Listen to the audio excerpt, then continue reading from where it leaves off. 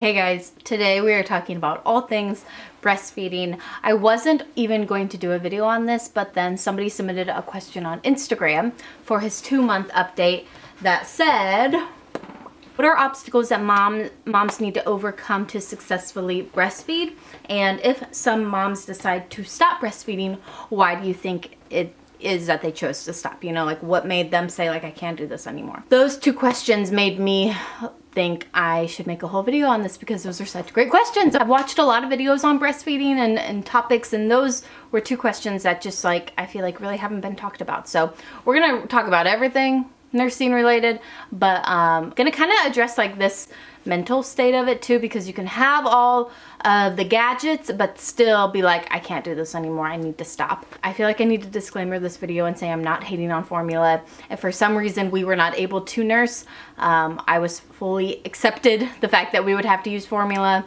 I personally do believe breast milk is better than formula. I think that is a lie we're telling moms if we tell them that they're equal, because I don't think that they're equal. Like, I genuinely believe breast milk is liquid gold. It is something that is uniquely created for your baby, and you can't get that in a carton at Walmart. Like, it just doesn't exist. So I'm not hating on formula. I understand a lot of moms, it's their only option, and that's why it's a wonderful thing we have it. Like, it's a beautiful thing, and I'm ready and prepared. Like, if we have to use formula, I'm thankful that we have that option. But I'm gonna try my darn hardest to make sure I can nurse my child for as long as, you know, we need to do that. For some reason you are using formula instead of breast milk, know that, you know, your love and nurture is more important than that. So don't think that you're failing, that your baby is less. Like, if I have to use formula on River, I know that he will still grow up to be wonderful and healthy, and mainly that will be because we love him and nurture him and raised him well, not because of what he was fed. So know that it's just one component, it's not the only component, and you're still doing amazing. You are wonderful. Like, I don't even have to say you are doing amazing and wonderful despite a lot of different things, okay? Big love to all y'all. No hate here, just talking about nursing. Okay, so first I'm going to talk a little bit about the mental state of all of this, because I think that is the most important. I think one of the most important things is to know why you're doing it, and not just like breast milk is better than formula. Like, we all kind of know, like, our body is creating this liquid gold, it's amazing stuff, it could heal cancer. I don't know about that. That's just like something you would see on Facebook, like, breast milk can cure cancer. Maybe it can, I don't know. But I think you need to know more than just it's amazing and it's wonderful and beautiful. I think it's important to read articles, look at some of the science, and actually know like some cool things about breast milk. You gotta know your why behind doing it, or else you might give up, you know? So one of the cool things I think is a lot of people call breast milk white blood, because it actually changes and adapts to what the body needs, just like our blood does. So that is so stinking cool.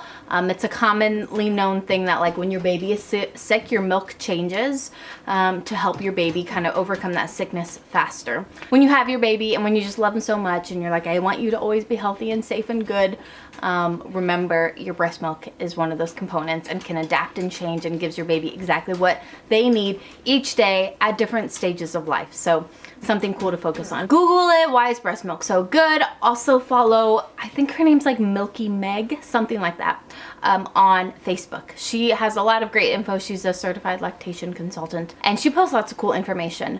I would also recommend joining a Facebook mom or breastfeeding group. Now, this is so important because when you're in the thick of it, and when it's, you know, 2 a.m. and you have no idea why this is happening or what's going on here, instead of resorting and like feeling you're stuck and at a wall, those Facebook mom groups are so helpful to ask your questions, to search, you know, why is this happening? Why is my baby's poop like this? My baby is burping weird, whatever it may be.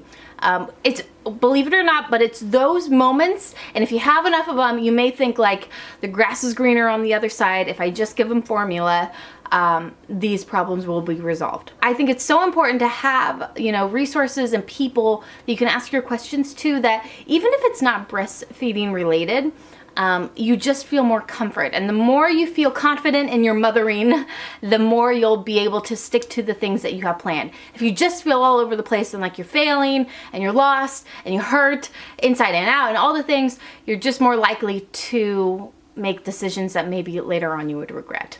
And believe it or not, I've heard and read in lots of places, moms that, you know, they wish they would have been encouraged more, kind of told more, how great breastfeeding is, because on their first baby they resorted to formula, and they said, you know, now with my second or my third or whatever it may be, I stuck with it, and I stuck with it because I know more now. I know how wonderful it is.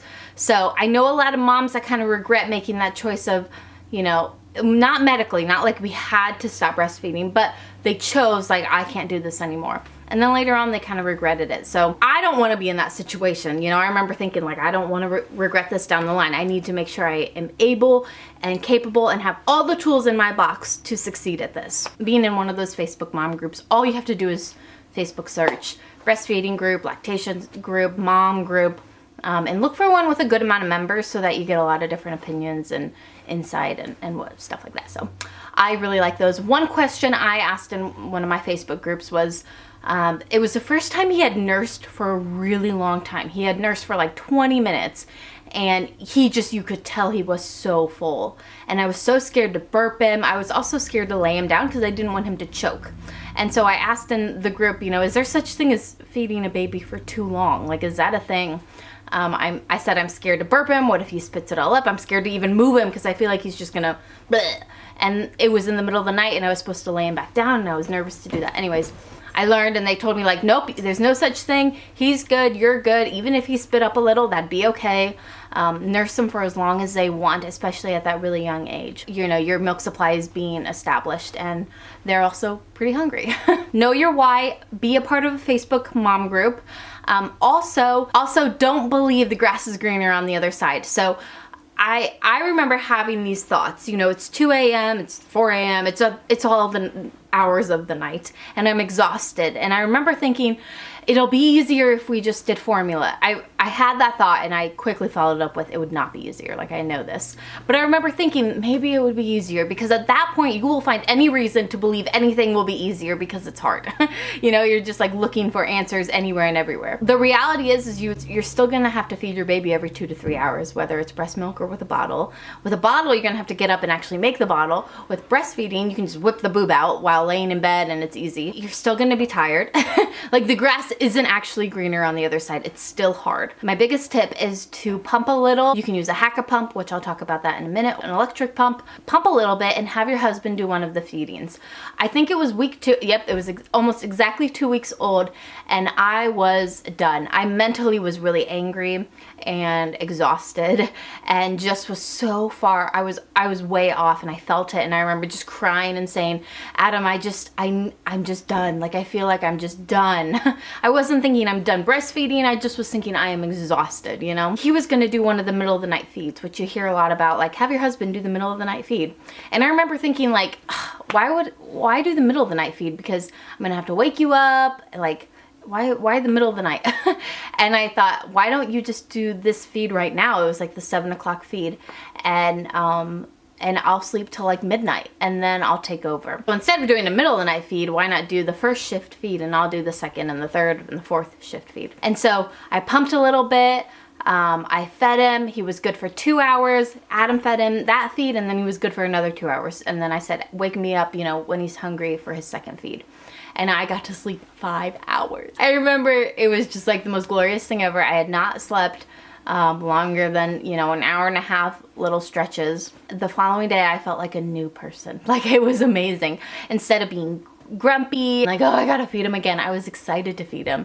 I was joyful. And so just a little bit of sleep will really transform that. So make sure, just have your husband pop in here and there, get a Hacka. You can pump a couple ounces here and there, and he can do a feeding when you're just feeling done. And we did that quite often, you know. It would just be randomly like, you know what, I really need to sleep, can you do this feeding? There wasn't a firm schedule. It was just when I was feeling exhausted and done, whether it was 3 in the afternoon or, you know, 5 a.m., he would kind of step in. And so don't believe the grass is greener on the other side. Find ways to make it work. Work with your husband. That's what you guys are there for, your team. Because whether you're breast or formula, it's just the newborn phase is kind of hard. Another thing that was helpful was when, in the early stages, when it was just a little sore and a little uncomfortable, when I started feeding, I would make sure there was a TV show on, something to distract me. So instead of thinking about nursing for, you know, 10, 15, 20 minutes and having possibly negative thoughts of like, oh, this hurts, I could just give you a bottle.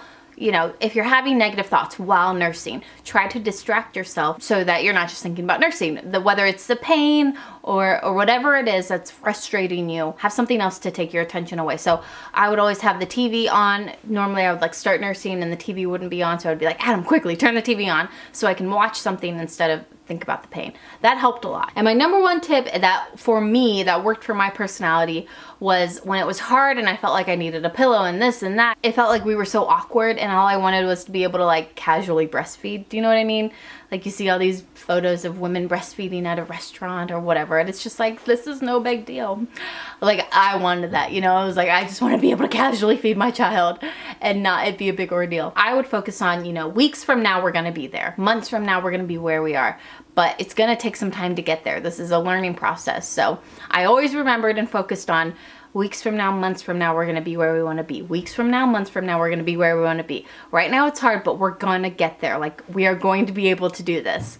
And that helped me so much to not quit, because I was able to see past the current moment and remember like time's gonna go on, we're gonna get better. This is gonna get better. So that helped me so much. Maybe it'll help you. That was the number one thing I focused on. I would look at nursing clothing to be like, oh, I can get this cute shirt and this cute shirt.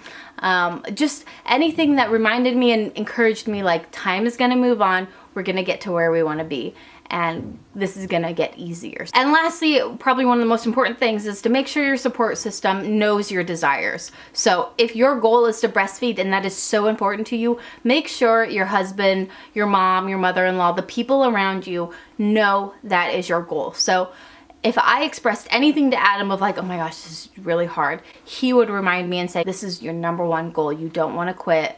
You know, this is so good for him. You are literally giving him liquid gold. He would remind me of the positive affirmations that I would be telling myself, but at that moment wasn't telling myself. So make sure they're on your side. Also, you don't want, like, it would make me so mad if, and Adam never did this, but if I was like nursing and it was hard, because you're gonna complain, it's hard. And even though it's hard, it doesn't mean you wanna quit.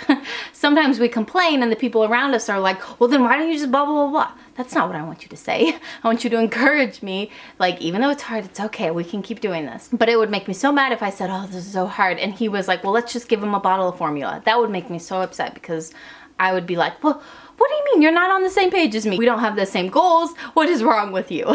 So make sure that they know how important it is. Maybe you have to say, like, don't say things like give them a bottle of formula, because that's just gonna upset me more. Whatever that looks like for your kind of household, just make sure the people around you are on the same page. So those are my top tips as far as the mental game. Now just getting into like our breastfeeding journey and kind of what happened. We planned for a home birth. It didn't go as planned at the very end, and we had to transfer to a hospital. So if you want to see my birth story, I will link that below. And I had a birth plan for the hospital wrote up just in case of an emergency, and ironically that happened. One of the things was, don't let them give him a bottle because he's not starving. Sometimes hospitals will convince you that your baby is starving and that they need a bottle, when in reality, they do not.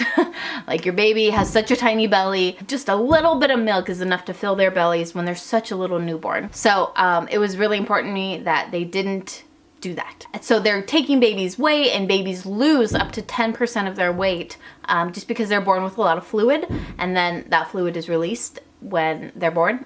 They lose a little bit of weight in their first week, and so don't be alarmed when your baby drops in weight. Don't let them convince you that your baby is starving. That's all I can really say. You're gonna have to like research and advocate for yourself as far as, is your baby really starving? Are they hungry? Like, is their belly not full? That's a hard one. I think with a lot of these things, it's instinctual. You know, we like to believe we can trust our doctors and stuff, but sometimes you do have to advocate for yourself. Top recommendation is to get an OB, get a pediatrician, get a family doctor that you actually trust and that aligns with your morals. And if you can't get that, then just to know your info and be ready to advocate for yourself. His weight was good, and he was latching well and nursing well, and thankfully they never said like, hey, we need to give him a bottle. His weight was always perfecto. So we didn't come across that hurdle. Was nursing really well in the hospital. My boobs got a little sore, so I used a nipple shield to let them heal up, and then we fixed the latch and continued on. If you want to hear more about that, you can watch my top postpartum tips. I'll link that video below too. My milk came in on day 4. I remember it distinctly. We were home from the hospital. We had to go to a doctor's appointment because of his bilirubin levels, and halfway through the doctor's appointment, I just got super duper sore, and I'm like, oh my gosh, I think my milk came in. I couldn't hold him on my chest because it hurts so bad. It was intense. It was just like when you're on your period and your boobs get really sore. It was like that, maybe a little bit worse. Just like nobody touched my chest, okay? And then from then on, you know, he was nursing like a champ, and we did a lot of HackAPumping, which if you don't know what the HackA is, I highly recommend all nursing moms have one. It's a little section breast pump that is hands-free, so you can put on your boob. It's about this big. Oh, I'll just include a photo. And you do it on the boob you're not nursing on, and you're able to pump quite a lot of milk without using the electric pump or having to really do any work. You just put it on your boob. Usually in those beginning days, I got like 1.5 ounces, 2 ounces sometimes while HackAing and he's nursing on one side. Nowadays, I don't get so much because my milk has regulated. When your milk first comes in those first couple weeks, your baby is kind of establishing your milk supply. You know, whatever the baby is eating, it's all supply and demand. Your body adjusts to it. So now my body makes exactly what he eats and kind of no more. When in those first couple weeks, my body was producing a lot. So I HackAPumped a lot and actually built up a pretty big freezer stash. We have now gone through all of that with random times. Grandmas have watched him, or Adam has fed him and I have slept, or whatever that kind of looked like. But a HackAPump is one for all nursing moms. It's such an easy way to pump a little bit of milk without really any work and have a good stash in the fridge.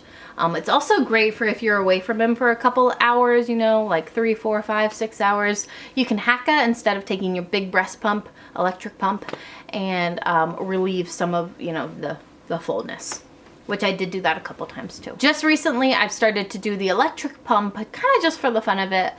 We really don't need a freezer stash since he's with me all the time, and he will go with me to work a lot of the time too.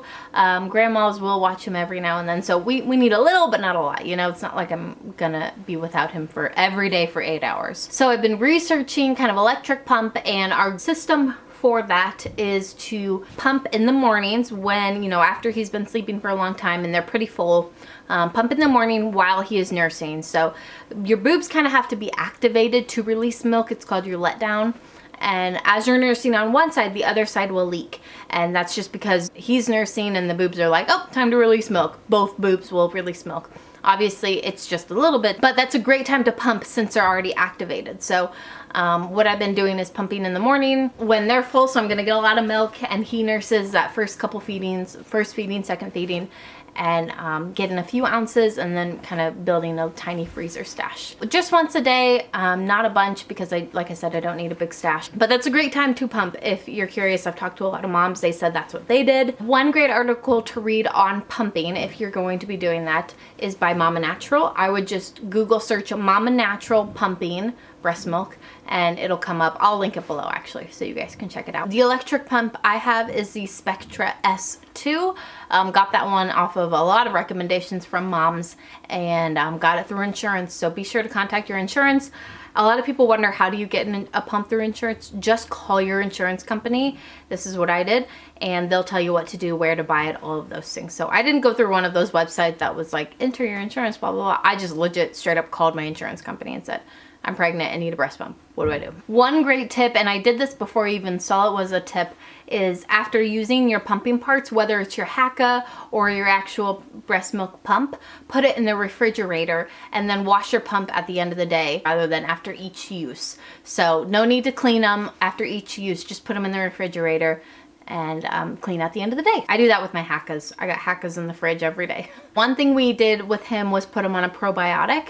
I will link below both probiotics that we have used. Both are good. I don't know if one is better than the other. Hard to tell. Both are good.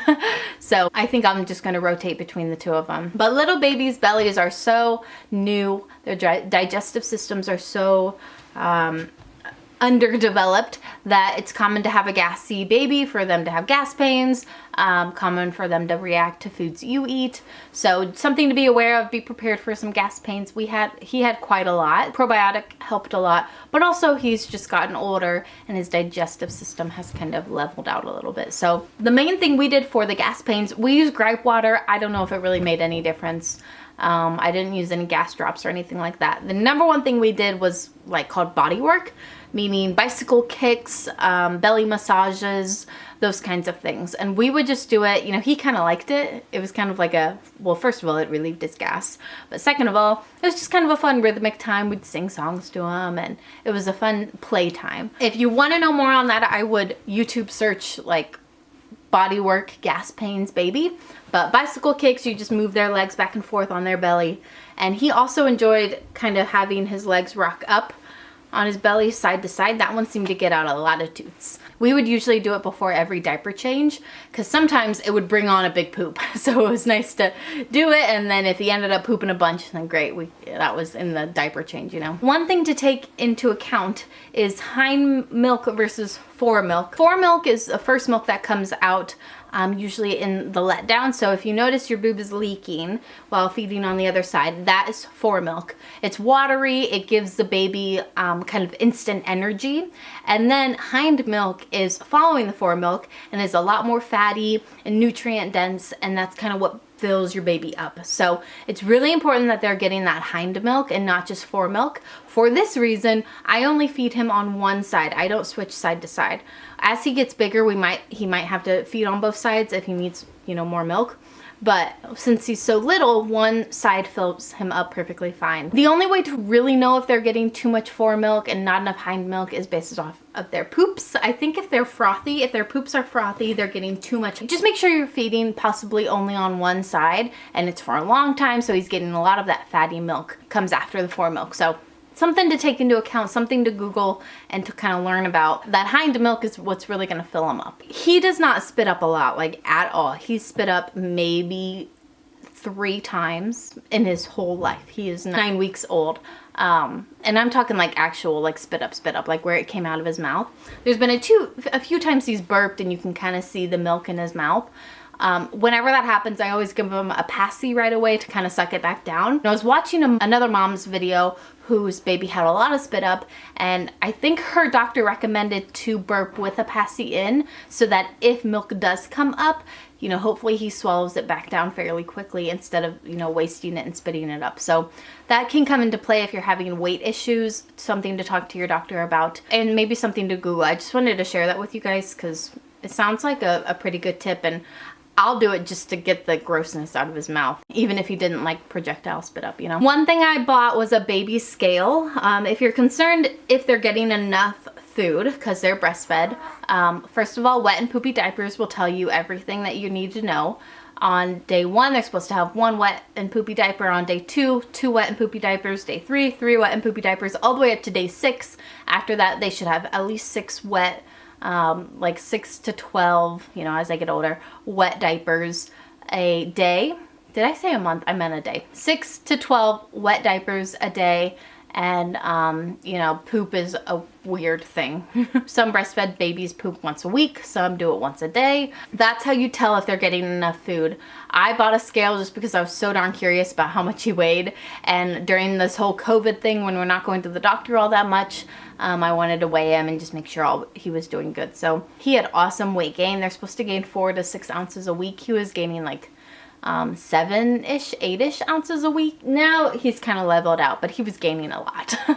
So I bought a baby scale on Amazon, and it's been really like a mind easer to know how much he weighs and how much he's gaining. One thing I think you should note is if your baby is small and if like you don't know if they're getting enough food, this or that, I think the best thing you can do is pump so that you know exactly how much your baby is getting. And then know, like, you might be able to breastfeed again. They're getting breast milk, which is obviously the best. But don't think just because you're pumping right now and not breastfeeding and nursing doesn't mean you can't in the future. So if he was having a weight problem, the plan was to pump, and then hopefully, you know, in 2 months or 3 months, we can just exclusively actually nurse instead of have to pump. Some moms prefer pumping only and giving bottles. Some hate pumping and only want to nurse. Everyone's a little different. I did not want to pump. I wanted to be able to just feed him on the go without any bottles and easily do that. So, but if you're having weight problems, don't think you have to go to formula. Like, just pump a bunch and feed them that way. Then you know how much they're getting. Up until I think it's 6 months, I don't know, don't quote me on that. They're supposed to have 1 ounce for every hour that they're you know, alive. So in a day, 24 ounces for the whole day. A great way to do this is like, how much do I feed my baby? How long has it been since the last feeding? 3 hours, 3 ounces. 2 hours, 2 ounces. 4 hours, 4 ounces. So that's a great way to know kind of like how much are they supposed to get. I found that really helpful. You know, if they slept for 5 hours during the night, in the morning, you give them a good big 5-ounce bottle. If you're pumping or doing that or whatever, or if you're nursing, your boobs are really full, so milk's just gonna be flowing out and they're gonna be hungry, so they're gonna be sucking like crazy, and they'll probably get the 5 ounces. Those are all my nursing tips. I hope it's helpful. I didn't find like the boppy pillow or anything that to be helpful. My preferred way to nurse was to kind of lean on the couch side and put his head on the couch side instead of holding him like this. Just lay him on the couch arm. Lay him on the couch arm and kind of lean and feed him that way. So that was our preferred way to do it. And now we're a little bit more comfortable, so I can just kind of hold him and nurse. But get a comfortable position and have a routine that you enjoy and is comfortable for you. I plan to do a video on our daily schedule, sleeping, napping, feeding, all of that. And speaking of all of that, somebody's hungry. Stay tuned for that to see kind of what our schedule looks like. But I hope this video was helpful. I don't know. Definitely not a pro here, but have learned a lot and fun to talk about too. So leave your comments, questions below. Any tips you have, as fellow moms are watching this and are looking for tips. So leave those in the description box below. I'll see you guys in my next video. Bye!